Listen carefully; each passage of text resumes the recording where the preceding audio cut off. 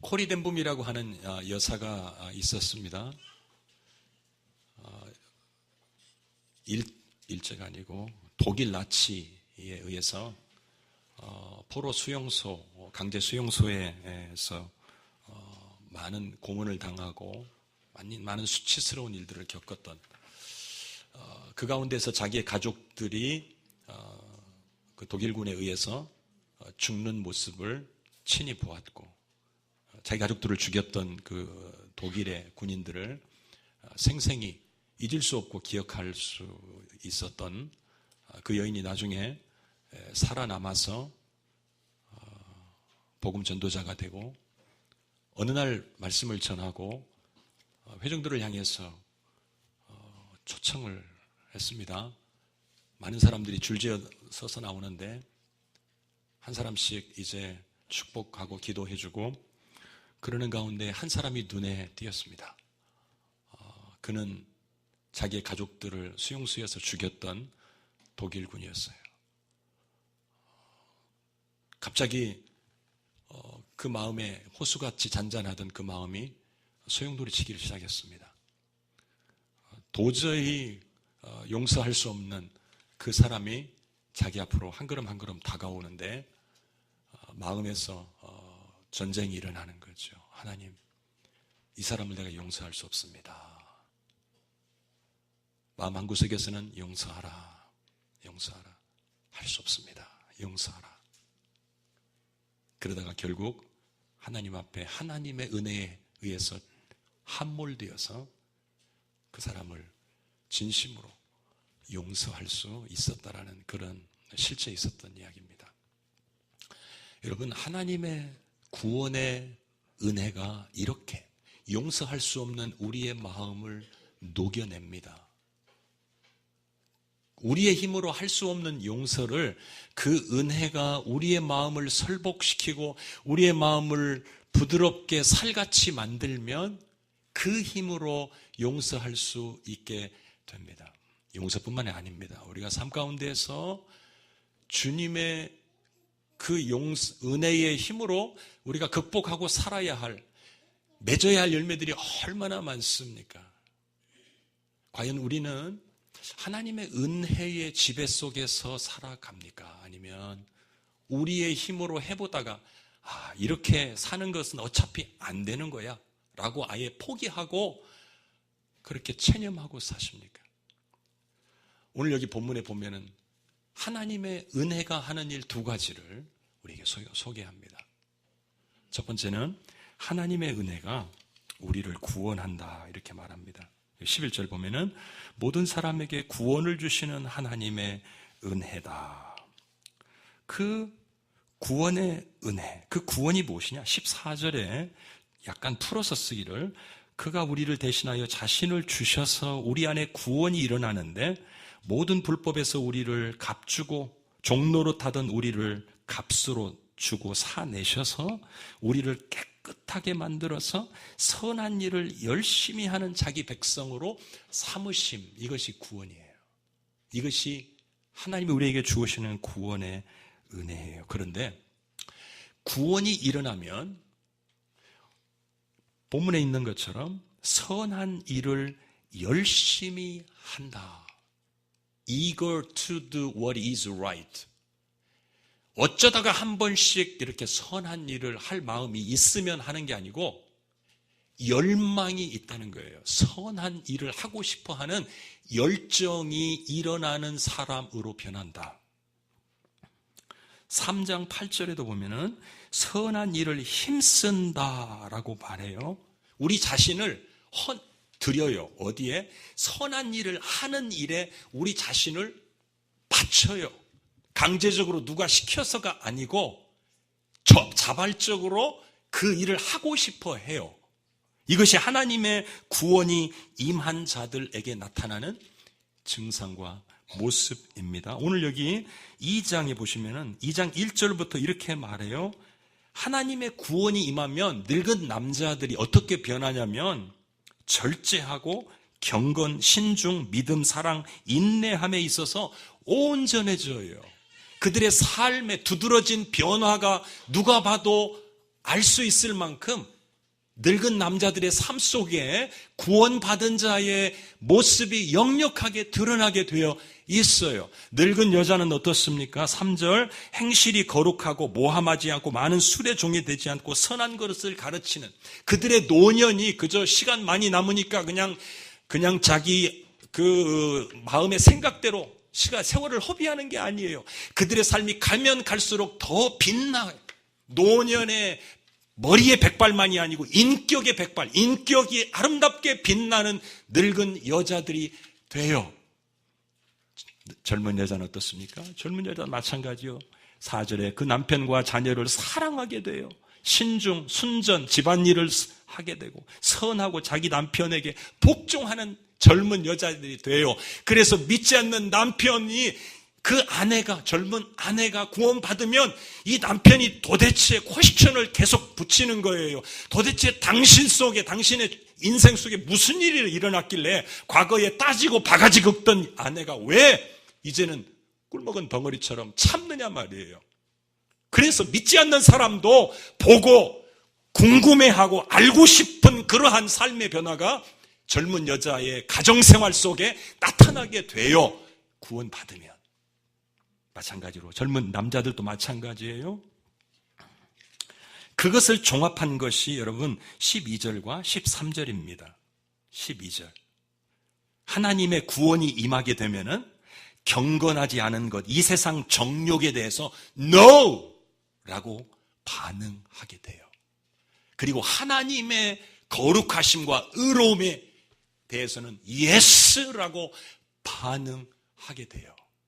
그리고 그 하나님의 나타나심을 소망하는 자가 돼요. 저는 2011년에 시민권자가 되었어요. 군목 훈련을 받으러 가서 한 달 만에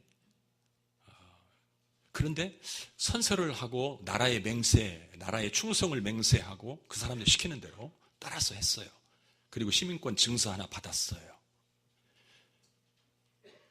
자, 신분은 받았어요. 시민으로서의 권리도 받았어요. 그런데 제가 받지 못한 게 하나 있어요. 이 나라를 위해서 내가 몸바쳐 죽도록 충성하리라 라고 하는 이 선한 의지는 나라가 못 줬어요. 증서 하나 주었는데 제 마음, 제 존재를 이 나라를 위해서 나는 생명을 바치겠다라고 하는 그러한 내 존재의 변화를 시민권이 주지 못했어요. 세금 내라고 하죠. 세금 내고 싶어서 냅니까? 역사적 사명을 가지고 나는 세금을 내겠다. 이렇게 하는 사람 거의 없잖아요. 안 낼 수 없으니까. 안 내면 불이익당하고 안 내면 처벌을 받을 수 있으니까 세금을 어쩔 수 없이 내는 거예요. 그렇죠? 한국에서는 국민의 4대 의무가 납세 의무, 국방의 의무, 교육 군리의 의무가 있죠. 순수한 의미에서의 국민의 의무는 두 가지예요. 국방의 의무와 교육의 의무예요. 아니, 납세의 의무예요. 여러분, 누구도 세금 가능하면 어떻게 좀 적게 내볼까? 어떻게 하면은 군대를 좀 안 가볼까? 국민이니까 그 의무를 즐거움으로 받아들여야 되는데 세상에서는 의무라고 하는 것은 강제적으로 요구하는 것이기 때문에 누구도 의무를 기쁜 마음으로 받아들이지를 않아요. 그렇지 않습니까? 불이익을 피하기 위해서 마지못해서 지키는 것이 의무 아닙니까? 그런데요, 하나님의 나라는 달라요. 하나님의 나라의 백성이 되면은 의무라고 생각되었던 것들을 특권으로 여긴다니까요. 여러분, 주일날 교회 나오는 것이 교인의 의무라라고 교회 헌법에 되어 있어요. 교인은 반드시 주일날 예배당에 나와야 한다. 의무예요. 그런데 이것이 의무라기보다는 사실은 특권으로 여겨져야 한다는 것이 이것이 성경이에요. 성경의 가르침이에요.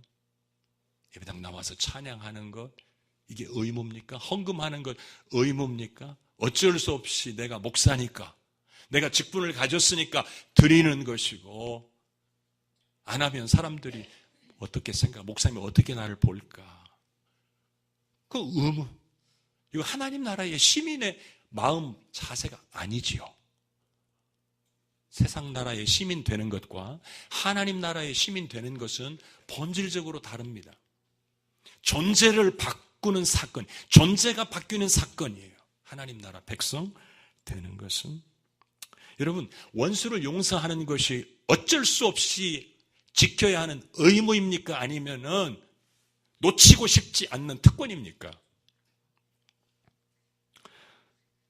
누군가를 여러분 용서할 수 없다면은, 그래서 여전히 피 묻은 칼을 여러분의 가슴에 품고 있다면은, 그러면서도 그 용서하지 않는 것에 대해서 마음에 두려움이 없다면은, 그렇다면 그 사람이 어떻게 하나님 나라의 시민이라고 할 수 있느냐 말이에요.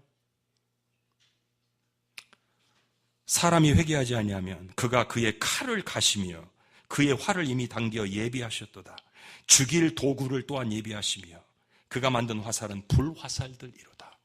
여러분, 하나님의 나라 백성은 용서의 유전자를 가지고 있는 생명이에요. 용서를 의무로 여기지 않고 용서를 특권으로 여기는 그런 유전자가 우리 안에 있어요. 마치 고치로 있을 때는 꿈틀거리고 다니는 것이 자연스러워요. 고치의 그 본능상 꿈틀거리며 움직이게 되어 있어요. 그러나 고치가 나방이 되는 순간부터는 꿈틀거릴 수가 없어요. 나방이 꿈틀거리며 다닌다고 생각해 보세요. 너무 어울리지 않잖아요? 나방이 훨훨 나는 것, 그것을 보면서 누구도 이상하게 생각지 않아요. 나방이니까 당연히 날개로 날는 것이다라고 생각하지요. 우리가 하나님의 자녀가 되면 용서하는 것이 사람들이 볼 때 이상한 것이 아닌 것처럼 여겨져야 돼요. 우리 자신을 볼 때 자꾸 용서가 되고 자꾸 원수를 위해 핍박하는 사람을 위해서 기도가 나오고 이렇게 되어질 때 우리는 놀랄 필요가 없는 거예요. 놀래서도 안 돼요. 왜? 우리 안에 임한 생명의 그 속성이 그렇다니까요. 여러분,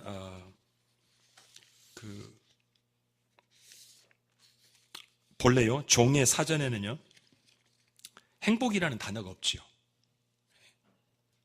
주인에게 어쩔 수 없이 복종하는 것이지요. 그렇죠? 안 하면 매맞을 수 있고, 안 하면 쫓겨날 수, 안 하면 죽임을 당할 수도 있어요. 그래서 내가 쉬고 싶은데 쉴 수가 없어요. 내가 자고 싶어도 잘 수가 없어요. 자유를 다 박탈당했어요. 그래서 철저하게 주인의 말에 의해서 이 종의 하루는 그냥 끌려다니는 거예요. 이런 종에게 무슨 진정한 행복이 있겠어요? 없죠. 그런데요, 성경에서 말하는 종, 하나님께 종이 되었다 라고 말할 때 우리 한번 구절을 한번 볼까요?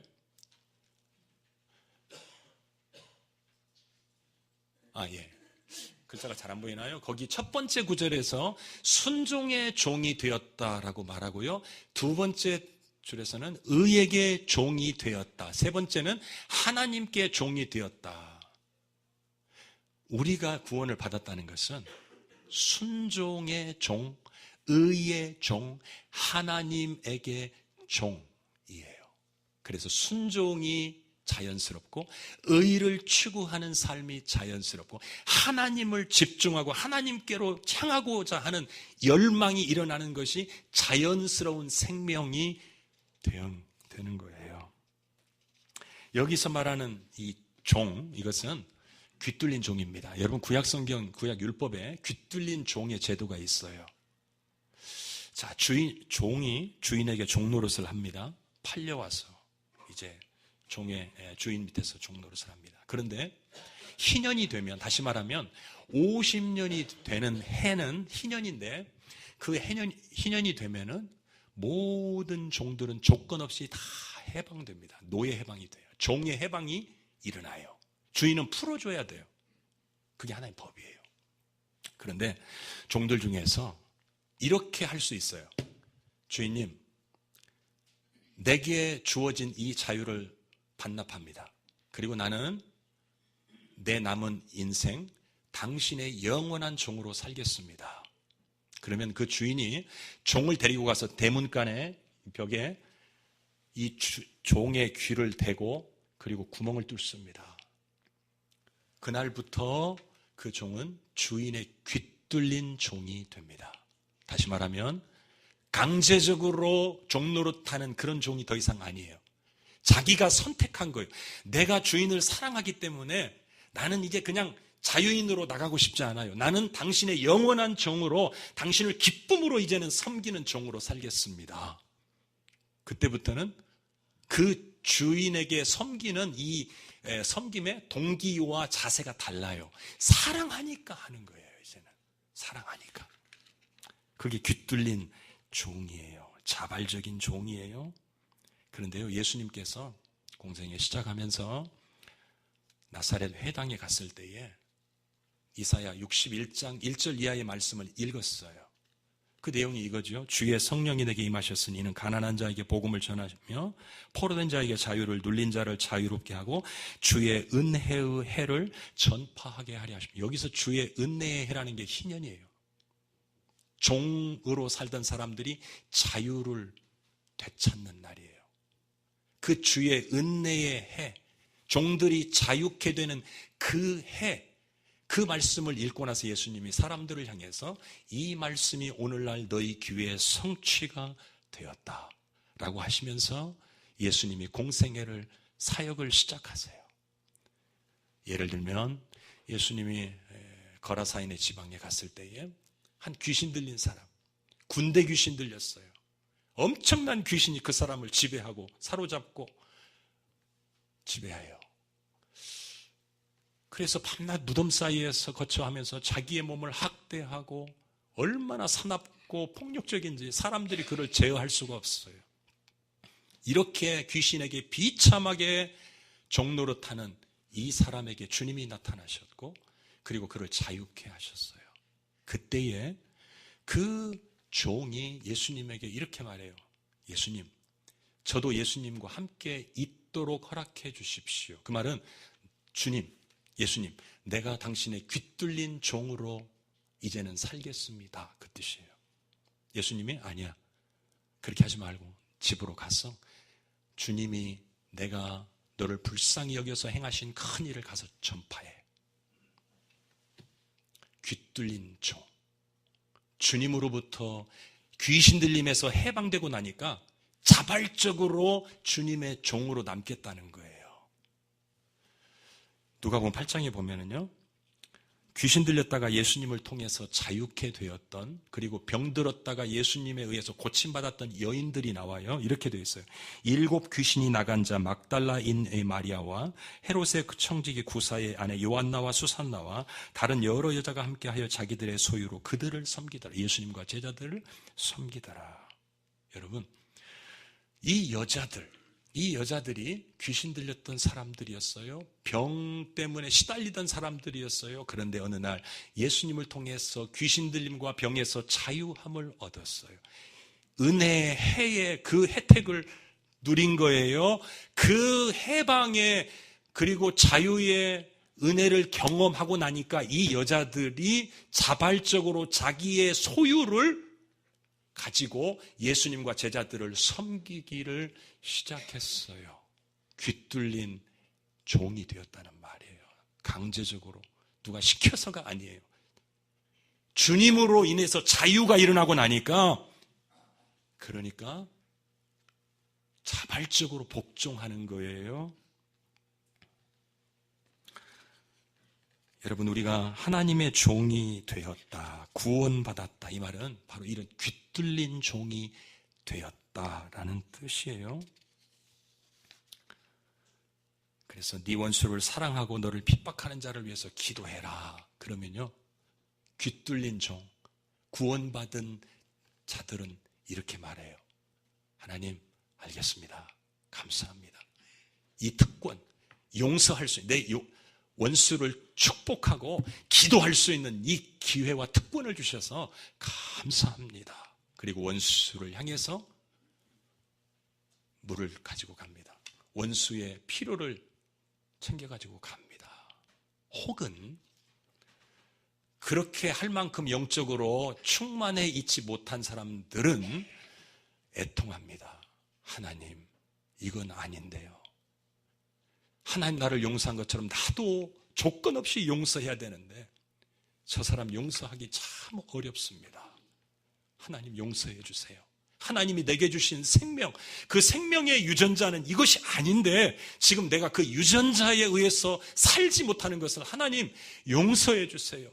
애통하면서 자기 속에 있는 영적인 그 혈관을 맡고 있는 이 쓰레기들, 미움과 그리고 증오의 이 영적인 오물들을 제거하기 위해서 하나님 앞에 몸부림치면서 회개합니다.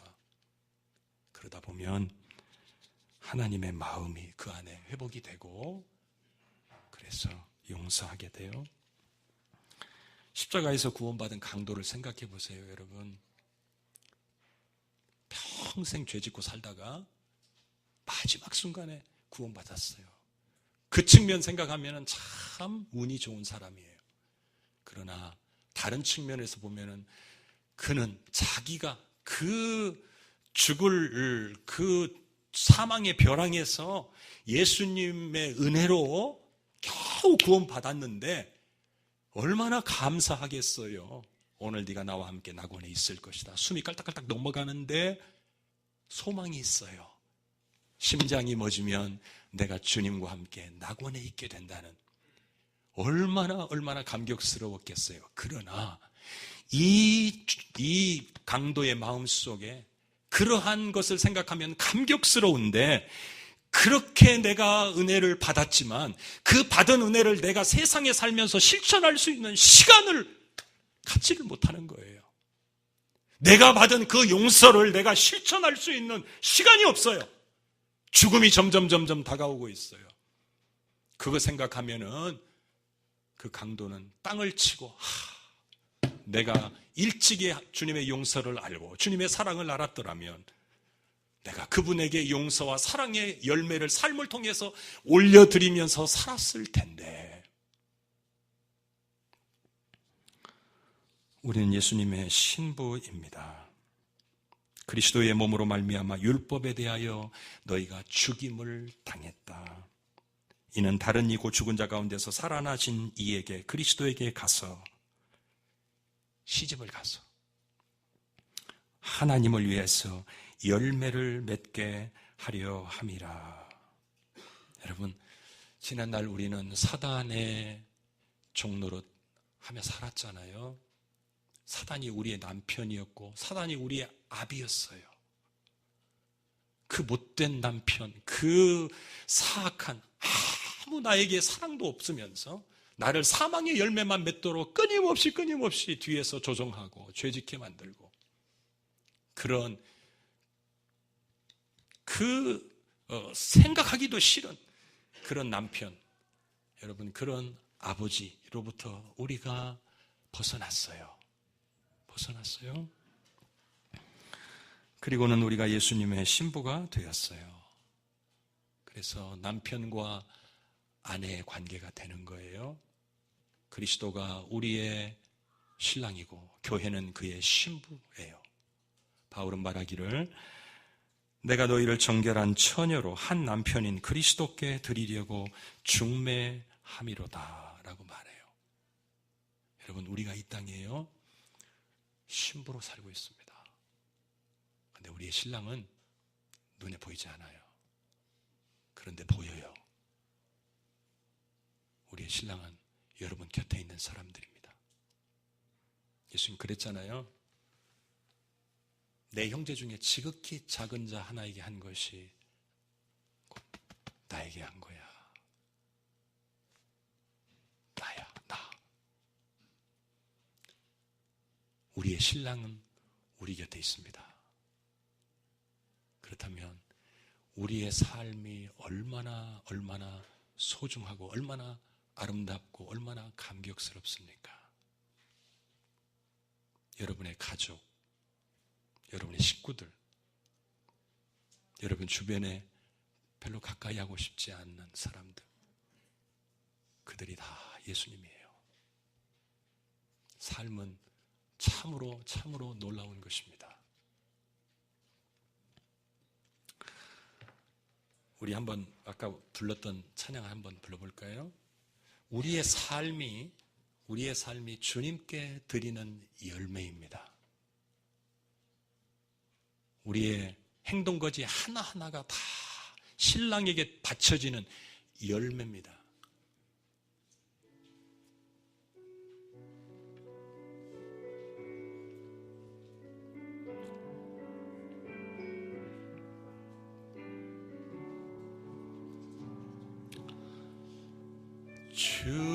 주께서 주신 동산에 땀 흘리며 씨를 뿌리며 내 모든 삶을 드리리. 날 사랑하시는 내 주님께 비바람 앞을 가리고 내 육체는 쇠잔해져도 내 모든 삶을 드리리. 내 사모하는 내 주님께 땅 끝에서 주님을 맞으리. 주께 드릴 열매 가득 안고 땅 끝에서 주님을 배우리. 주께 드릴 노래 가득 안고 땅의 모든 끝 찬양하라. 주님 오실 길 예비하라. 땅의 모든 끝에서 주님을 찬양하라. 영광의 주님 곧 오시리라. 여러분, 우리가 주님께 드리는 열매는 주님 오실 그날에 모아서 바쳐드리는 게 아니고 지금 오늘 이 순간 내 삶의 현장 속에서 그분에게 날마다 우리의 사랑을, 우리의 삶을 통해서, 우리 입에서 나오는 말을 통해서 끊임없이 그분에게 사랑을 드리면서 그렇게 살다가 주님, 영광의 주님 다시 오실 때에 마라나타 아멘 주 예수여 오시옵소서, 그때 기쁨으로 그분의 얼굴을 볼 것입니다. 그런데요, 현실은 지금까지 말했던 것이 오늘 우리의 현실입니까? 안 그렇잖아요. 우리가 대부분의 삶에서 솔직히 느끼는 바는 꿈 같은 이야기예요. 지금까지 했던 이야기는. 왜 그럴까요? 왜 우리는 하나님의 성품과 형상으로 지어졌음에도 불구하고 왜 그분처럼 살지 못하고 그분처럼 사는 것이 그토록 힘겨울까요? 왜 그럴까요? 두 번째요, 하나님의 은혜. 이 은혜의 결핍 때문입니다. 하나님의 은혜는 우리 안에서 두 번째로 우리를 양육하고 훈련합니다. 공교롭게 제가 오늘이 생일인데 5살짜리 아이하고 50살 먹은 제가 수영을 만약 레슨을 받아요. 저는 지금도 수영을 잘 못합니다. 그러나 저는 저 나름대로 개 폼이 있어요. 그 개 수영도 하고요. 저와 이 5살짜리 아이가 수영을 배우면 3개월 후에 누가 더 정확한 자세와 또 더 빠른 속도로 수영을 배울 수 있겠습니까? 저는 이미 수영 선생님이 보면은 참 가소로운 그런 폼으로 이미 수영하는 게 몸에 익숙해져 있기 때문에 수영 선생님이 가르쳐줘도 잘 고쳐지질 않아요. 그러나 이 5살짜리 아이는 백지입니다. 그래서 선생님이 가르쳐주는 게 다 안 해본 것이거든요. 자기 몸에 익숙치 않은 것이거든요. 그러니까 스폰지처럼 그냥 다 흡수하는 거예요. 그냥 시킨 대로 하는 거예요. 그러니까 자세가 나오는 거지요. 자세가. 하나님의 은혜가 우리를 가르칩니다. 우리를 훈련시킵니다. 하나님의 은혜가 우리를 만들어갑니다. 여기 오늘 12절에 하나님의 은혜가 나타나서 우리를 양육한다라는 이 양육한다라는 단어는 어린아이라고 하는 명사에서 파생된 단어입니다. 다시 말하면 양육한다 이 말은 마치 어린아이 5살짜리 아이를 백지 상태 아무것도 모르는 아이에게 그가 모르는 알아야 할 것을 가르쳐주면 그냥 모든 것을 비판 없이 다 받아들이고 그대로 흉내를 내는 것과 같이 하나님의 은혜는 구원받은 하나님의 자녀들의 심령을 그렇게 가르친다는 거예요.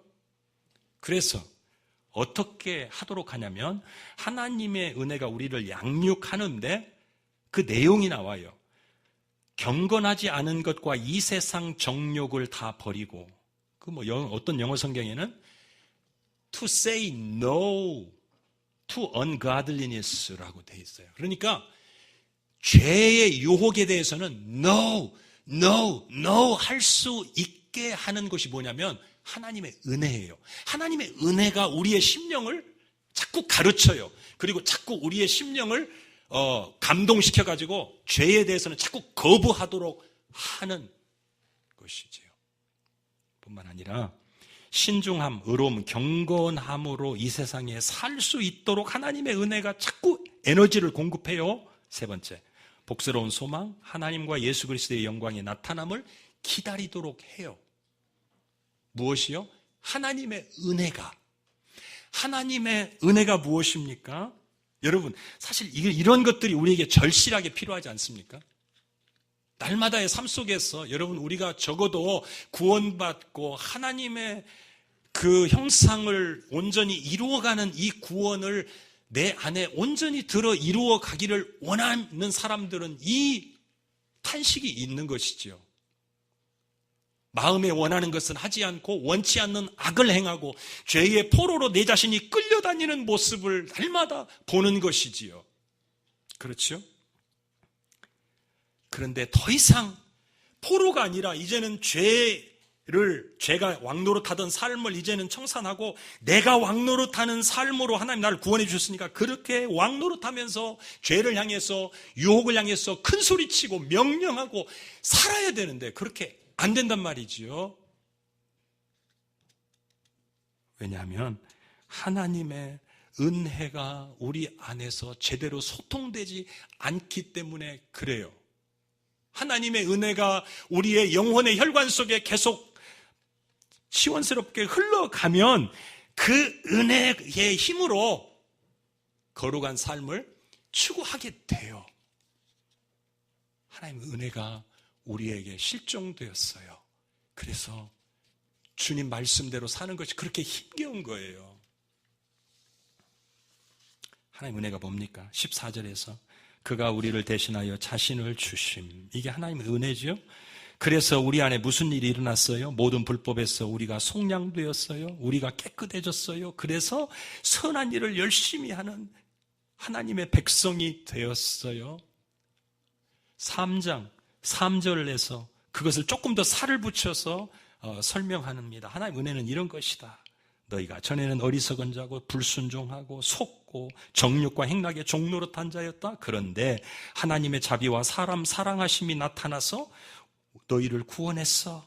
너희의 의로운 행위에 근거하지 않고 그의 긍휼하심을 따라서 너희가 중생되었고 성령으로 깨끗해졌고 성령이 너희에게 부어졌고 하나님의 은혜를 따라 상속자가 되었어. 그러면서 8절에 바울이 말하기를 이 말이 신실하고 미쁘다. 원하건대 디도야 너는 이 여러 것에 대해서 굳세게 말해라. 왜냐하면 그렇게 해야 하나님을 믿는 자들이 조심하여 선한 일을 힘쓰게 된다. 하나님의 은혜가 성도들에게 오늘 우리에게 들려지고 그것이 우리의 심령 가운데 다시 메아리 칠 때에 비로소 우리의 마음이 우리가 선한 일을 힘쓰는 백성으로 구원받았고 존재가 변했지만 하나님의 은혜가 다시 들려져야만 그 바뀐 존재가 제대로 바뀐 삶을 살아낼 수 있다라고 하는 것이지요. 어제 식사하면서 어떤 분이 이런 이야기를 하셔요. 그 집사님의 딸이 초등학교 1학년 때 8절지, 이건 4절지냐 되나요? 8절지, 그러니까 이거보다 한 2배 정도 큰 이 8절지에다가 선생님이 제목을 주고 예를 들면 애플, 사과에 대해서 한번 써봐라. 그러면 그 초등학교 1학년짜리가 그 큰 종이를요 빼곡히 다 채운대요.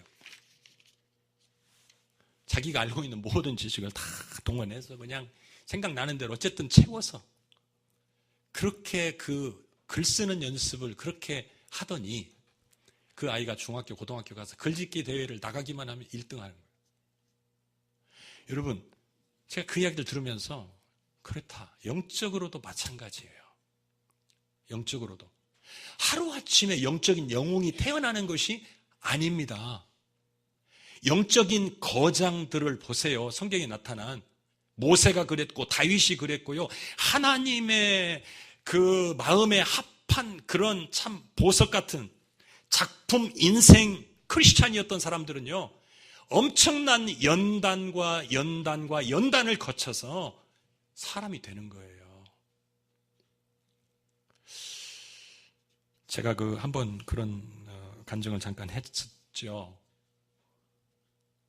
저의 영적인 한계와 연약과 부족함 때문에 너무너무나 속이 상하고 폭폭하고 그리고 정말 답답해서 하나님 앞에 하나님 나는 왜 그렇습니까? 하나님 나는 왜 그렇습니까? 소리를 지르면서 하나님 나는 왜 그래요? 하나님 나는 왜 그래요?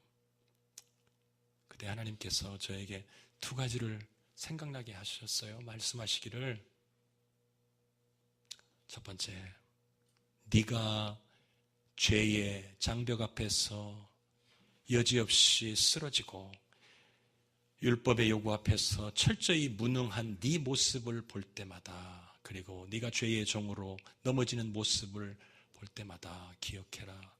너는 아무것도 할 수 없는 자야. 나를 떠나서는. 너는 아무것도 못하는 사람이라는 것 그거 기억해. 2번째는 네가 그렇게 네 자신에 대해서 실망스러운 일을 경험할 때마다 그럼에도 불구하고 내가 너를 사랑하고 용납하는 것은 너 때문이 아니야. 예수 때문이야. 그러니까 슬퍼하고 애통해하지만 한편으로 예수를 바라봐. 그 예수 때문에 내가 너를 여전히 사랑한다는 사실을 기억하고 당당해라. 그 말씀, 그 깨달음이 저에게는 큰 힘이었어요. 그런데 문제는 그 깨달음이 그 이후에 제 삶에 계속적으로 힘이 되었어야 되는데 깡그리 잊어버리고 반짝 세일하는 것처럼 한 번 하나님의 은혜를 경험하고 그때는 좋았는데 유산되어 버렸어요. 그래서 그것을 다시 한번 떠올려 주셔서 내가 이제는 절대 잊어버리지 않겠다. 그래서 기도 시간마다 거의 빼놓지 않고 하나님 말씀하신 대로 하나님 없이는 저는 죄 짓는 일을 멈출 수가 없는 죄인입니다. 나는 하나님 없이는 아무것도 못합니다라고 기도할 때마다 깨닫게 해주셨던 그 진리를 다시 떠올리면서 하나님 내게 주신 진리가 한 번의 기쁨의 사건으로 끝나지 않고 오늘 이 삶 속에, 내 삶 속에서 하나님 이것이 다시 경험되고 누려질 수 있게 해주세요. 또 한 가지, 하나님 내가 넘어질 때마다 거룩한 슬픔이 있게 하시고, 그러나 예수님 바라보고 당당할 수 있게 해주세요. 주님이 나에게 주신 그 말씀이 나에게 열매 맺혀지도록 하나님 도와주세요. 그렇게 계속해서 또 기도하고 그것이 열매로 또 맺혀지고 죽는 날까지 그 기도를 안 할 수가 없는 거예요.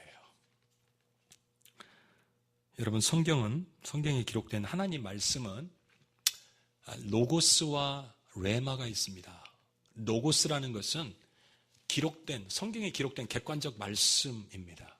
누구나 다 로고스는 읽을 수 있고 그리고 암송도 할 수 있어요. 머릿속에 담을 수도 있어요. 그러나 레마라고 하는 그 말씀은 체험된 말씀입니다. 하나님이 여러분이 개인적으로 찾아와서 개인적으로 심어주신 말씀은 레마입니다. 여러분, 로고스에 집중하시되 더 집중하셔야 될 것은 여러분에게 하나님이 개인적으로 주신 구원의 진리, 특별히 이 구원에 관련된 하나님의 말씀들을 여러분이 마음속에 혹은 여러분이 메모지에다가 기록해 놓고 기도할 때마다 그 진리가 날마다의 삶 속에서 경험될 수 있기를 위해서 여러분 기도하셔야 됩니다. 그래야 그 말씀이 여러분 안에서 열매가 됩니다. 말씀을 맺습니다. 누구든지 그리스도 예수 안에 있으면 새로운 피조물이라고 말했죠. 참 놀라운 말씀입니다. 그러나 우리가 기억할 말씀이 있습니다. 새로운 피조물이다. 우리의 존재가 바뀌었다. 용서의 유전자가 우리에게 있다. 그렇다고 해서 우리가 새 존재로서의 그 부르심의 삶을 살아낼 수 있느냐? 안 됩니다. 주님 없이는, 성령의 도우심 없이는 우리는 식물 인간과 다를 바가 없습니다.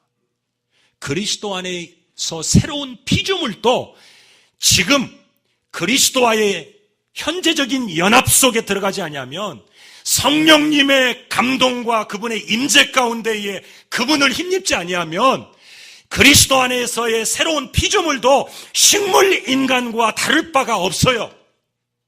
그만큼 우리는 주님에게 의존되어서만 그분의 생명을 나타낼 수가 있게 되어 있어요. 여러분, 쉽게 생각하지 마세요. 그리스도인의 삶을 여러분 쉽게 그냥 사라질 것이다 라고 생각한다면 오산이고, 그런 식으로 그리스도인의 삶을 여러분 살아보겠다라고 하는 것은 처음부터가 잘못된 거예요. 성경 어디에도 게으르게 주님을 닮아갈 수 있다라고 말한 구절이 없어요. 밤낮으로 말씀을 묵상하고 밤낮으로 기도하고 애통하고 심령의 가난함과 의의 굶주림 속에서 사는 그러한 삶을 통해서만 우리 안에 하나님의 나라가 제대로 이루어져요. 여러분은 거듭났습니까? 물으셔야 돼요. 여러분의 옛사람이 십자가에 죽었습니까? 그래서 여러분을 위해서 사는 삶이 전에는 이렇게 좋았는데 이제는 자꾸 등이 돌아서지는 그러한 존재가 되었습니까? 어떤 분이 이렇게 비유를 했어요. 거듭남의 증거가 뭐냐? 하나님의 명령이 자신의 열망과 일치하는 것이 거듭남의 증거다. 하나님의 명령, 네 이웃을 사랑해, 원수를 사랑해, 위해서 기도해. 억지로 오리 가자고 하면 심리를 동행해. 하나님의 명령이 나의 열망이 되는 사람. 부담과 의무가 아니고 이게 거듭난 사람이에요. 그러나 거듭났어도 그렇게 살 수 있는 능력은 우리에게서 오지 않아요. 성령으로만 그렇게 살 수 있어요. 그러니까 날마다 주님 앞에 겸손히 무릎 꿇고 영혼을 대청소하시면서 그 영혼 속에 하나님의 복음의 은혜의 양식을 자꾸 쌓아서 그 은혜의 힘으로 살아가세요. 기도하십시다. 하나님 아버지,